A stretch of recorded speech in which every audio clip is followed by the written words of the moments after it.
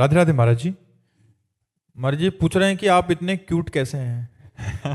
अरे क्यूट तो श्री जी है और लाल जी है। देखो भाई, सुंदरता की सीमा तो लाल जो है, सुंदरता की सीमा लाडली जो है।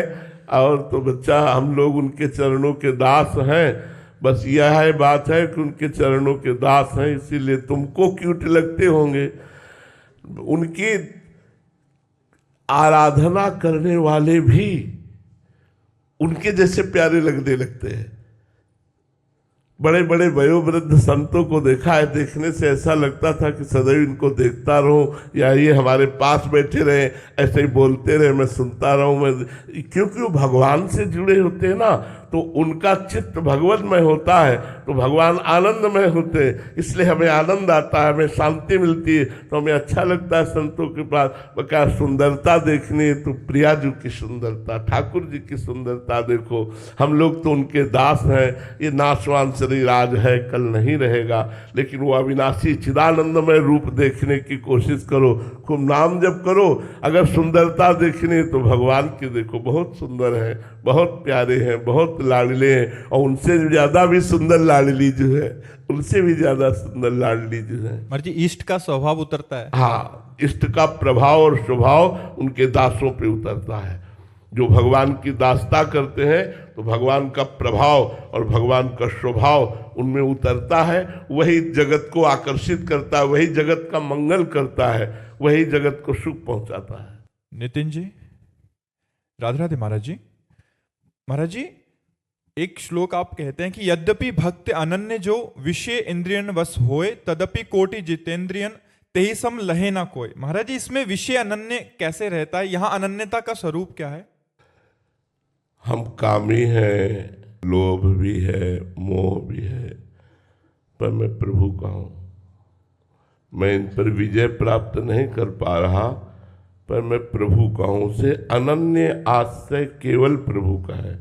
यद्यपि मैं पतित हूं, मेरे में जितेंद्रियता नहीं है, मेरे में मनोनिग्रहता नहीं है, पर हे नाथ मैं आपका हूं। जैसे एक पतिव्रता स्त्री है, पर स्वभाव उसका बड़ा कटु है, व्यवहार बड़ा उसका कटु है, पर वो है पतिव्रता, तो पति की प्राण प्यारी बनी रहेगी। स्वभाव बड़ा मृदु प्रस्तुत करे, प्रियता दिखावे और पर पुरुष से रमण करे, तो जब वो उसका पति को पता चलेगा तो उसी क्षण उसको त्याग देगी। तो ऐसे ही हम विषयी हैं, जितेंद्रिय नहीं हैं, पर हम श्यामा श्याम के हैं। पूर्ण अंदर से भाव है, मैं श्यामा श्याम का हूं, इसलिए उसकी कोटि जितेंद्रिय भी समानता नहीं कर सकते, क्योंकि वो बहुत जल्दी प्रेमी बन जाएगा। जो जितेंद्रियता का फल है भगवत प्रेम होना, वो बहुत जल्दी प्रेमी बन जाए। जहां प्रेम आया तो जैसे बाज के मैदान में उतरने पर दूसरा पक्षी नजर नहीं आता, ऐसे प्रेम के हृदय में प्रादुर्भाव होते ही समस्त कामनाएं शांत हो जाती है, समस्त विकार नष्ट हो जाते हैं। इसीलिए ध्रुवदास जी ने कहा, यद्यपि भक्त अनन्य जो विषय इंद्रियन बस होए, कर्मठ कोट जितेंद्रियन ते समलह न कोई। करोड़ों कर्मकांडी, करोड़ों जितेंद्रिय उस श्यामा श्याम के अनन्य भक्ति की समानता नहीं कर सकते, जो अभी जितेंद्रिय नहीं हुआ। विषय उसे परास्त कर देते हैं, लेकिन वो श्यामा श्याम का अनन्य है, इसलिए वो बहुत जल्दी प्रेमी बन जाएगा। प्रेम अत्यंत दुर्लभ वस्तु है, और प्रेम जहाँ आया तो वो निर्विकार हो जाता है, वो परम पवित्र हो जाता है। इसलिए ध्रुवदास जी ने बहुत विचार करके बात कही है। साक्षी जी नई दिल्ली से। महाराज जी झूठी भक्ति और सच्ची भक्ति में क्या अंतर है? अपने आप को किस तरह से परखें कि हम सही राह पर हैं? या हम तो प्रार्थना करते हैं कि झूठी भक्ति भी शुरू कर दे, करो। भगवान सच्चे सच्चिदानंदमय हैं, यदि झूठ से भी करोगे तो सत्य मान लेंगे, और वो सत्य मान लेंगे तो आपकी भक्ति सच्ची हो जाएगी, आपकी भक्ति सही होने लगेगी। भगवान से झूठ से भी जुड़ो तो तुम नाटक भी करो, करो तो तुम थोड़ा, एक दिन सही भक्त बन जाओगे। झूठा खेले साचा होए, और साचा कोई बिरला। सत्य भाव से तो कोई बिरला ही चलता है। हम सब सकाम भाव से, ऐसे ऊपरी भाव से जुड़ते हैं और धीरे धीरे धीरे धीरे हमारा भाव भगवान स्वीकार कर लेते हैं और हम सच्चे भक्त बन जाते हैं। हाँ, एक बात है, भगवान को आप भाव नहीं दे पा रहे और भक्ति कर रहे हैं, ये एक अलग मार्ग हो गया। लेकिन भगवान का दिखावा करके लोगों को लूट रहे हैं, लोगों से पैसा ऐंठ रहे हैं, ये नरक जाने का मार्ग है, ये भक्ति का मार्ग। हम जो प्रशंसा कर रहे हैं कि हमारे भाव नहीं है, हमारी श्रद्धा उस कोटि की नहीं है, पर हम भगवान का भजन करते हैं, हम भगवान की आरती पूजा करते हैं, हम भगवान को भोग लगाते हैं, तो हमारा ये सब भाव सत्य सच्चिदानंद प्रभु से जुड़ने के कारण पूर्ण सत्य हो जाएगा। लेकिन इस भाव का दिखावा करके फिर लोगों को अपनी तरफ आकर्षित करना, प्रणाम नमस्कार, रुपया पैसा, वासना की पूर्ति, ये दूसरी बात हो गई। अगर दिखावा करते हो तो उसे शास्त्रीय भाषा में पाखंड कहते हैं, दंभ कहते हैं, फिर वो तो नरक का मार्ग हो गया। और यदि हमारे भाव नहीं, फिर भी हम भगवान से जुड़े, तो भगवान एक दिन हमें भावुक संत बना देंगे। भाव में अपिचे सुदुराचारो भजते माम अनन्य भाग साधु समंतव्या सम्यक व्यवसिता हिस्सा। अगर घोर दुराचारी भी हो और वो अनन्य भाव से भगवान की शरण में चला जाए, तो भगवान कहते उसे महात्मा मानो, महात्मा, क्योंकि मैं बनाऊंगा महात्मा, करो सद्यते साधु समाना, मैं उसे साधु के समान बना दूंगा। लेकिन वही अगर दिखावा किया जाए, आजकल प्राय दिखावे पे ज्यादा जोर है। जैसे हम अपने पुत्र को भोजन पवाते हैं तो छुपा के पवाते, कोई किसी की नजर न लग जाए।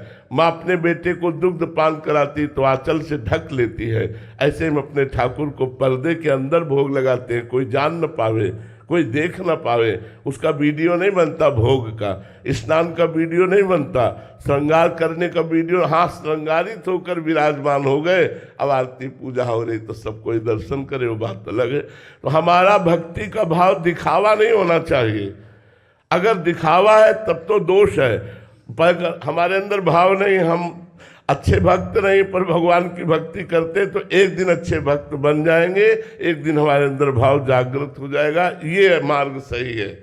लेकिन दिखावा और दूसरों के द्वारा धन सम्मान आदि की इच्छा रखना, भक्ति का प्रदर्शन करके, ये तो फिर पतन का मार्ग है। श्रद्धा जैन जी, राधे राधे महाराज जी। महाराज जी, आप सत्संग में कई बार भगवत प्राप्त महापुरुषों का वर्णन करते हैं। महाराज जी, भगवत प्राप्त महापुरुष को कैसा पहचाने, कैसे पता चलता है कि भगवत प्राप्त है? नहीं पहचाना जा सकता।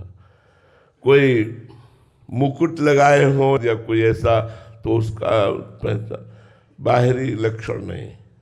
बाहरी तो और हो सकता है कि आप संत मानने के लिए तैयार न हो, ऐसे भी लक्षण हैं, और वो विलक्षण संत हैं, बड़ी उच्च कोटि के संत हैं। मतलब अब कैसे तुम्हें बताए, संतों की लीला बताने पर तुम्हारी समझ में नहीं आएगी। बाहरी लक्षणों से भगवत प्राप्त महापुरुष को नहीं पहचाना जा सकता, क्योंकि उसका काम बन गया। तो अब वैराग्य, नियम, संयम, ये सब स्वाहा हो गए। अब तो एक जन साधारण की तरह व्यवहार करता है, जन साधारण की तरह रहता है, और असाधारण चिंतन उसका चलता है, असाधारण स्थिति होती है। अब कैसे जान पाओगे?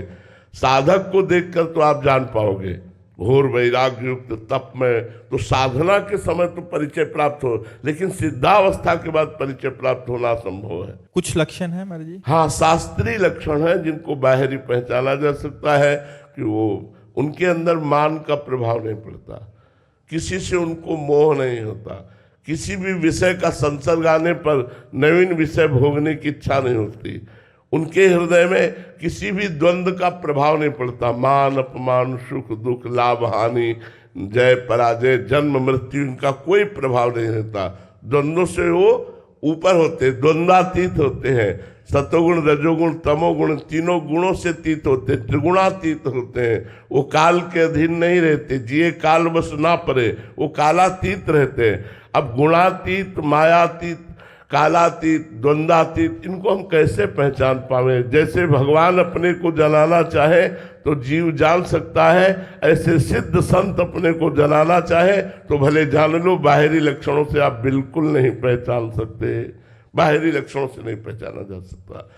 इसलिए हम सबको सच्चा संत मानकर प्रणाम करें, सच्चे भाव करें और उनके वचन मानकर परमार्थ में चलें। ये जरूर है, शरीर से दूरी बना के रखना चाहिए।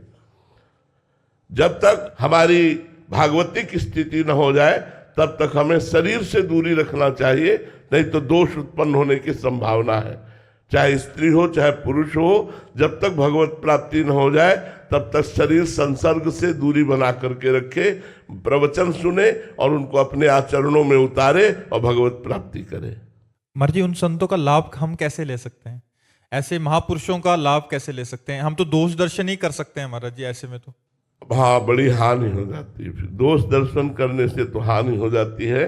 यदि हम उन संतों का दर्शन, संतों का वचन, संतों के आदेश उपदेश, इससे हमें लाभ मिल सकता है।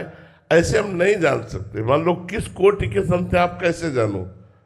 अब उनके बाहरी व्यवहार तो हम देखे हुए हैं, चूंकि एक से एक सिद्ध महापुरुष से मिले हुए बचपन से, तो बाहरी व्यवहारों से नहीं जाना जा सकता। नहीं, कोई बूंदी लड्डू ऐसे पा रहे हैं कि आपको लगेगा कि इन्होंने जन्म भर पाया नहीं क्या, ऐसी प्रिय और एकदम ब्रह्मबोध संपन्न महापुरुष लीन एकदम। और इसके बाद जो रुपया और जो पैसा आया सब गंगा जी में फेंक दिया। कैसे जानोगे आप उनकी? एक संत मिले जो ट्रांजिस्टर ऐसे ही खोलकर कान में ही लगाए रहते थे, सिद्ध महापुरुष, फिल्मी गाना बज रहे हैं, सबकी घृणा बुद्धि हो जाती, भगवदाकार वृत्ति है, हाथ में ट्रांजिस्टर है। क्या मतलब? बहुत से ऐसे हमने सिद्ध महापुरुषों को देखा बाहरी लक्षणों से कि आप पहचान नहीं सकते। बड़े भाव से दर्शन करने गए, अब बहुरिया है, बिटिया है, बिटिया कढ़ी बना लेती हो तुम? हाँ स्वामी जी। अब क्या बुद्धि लगाओगे? ये ब्रह्मानंद को छके, ये ब्रह्मानंद को प्राप्त हुआ, कढ़ी में अभी बुद्धि फंसी है, ब्रह्मा बिल्कुल नहीं पहचान सकते।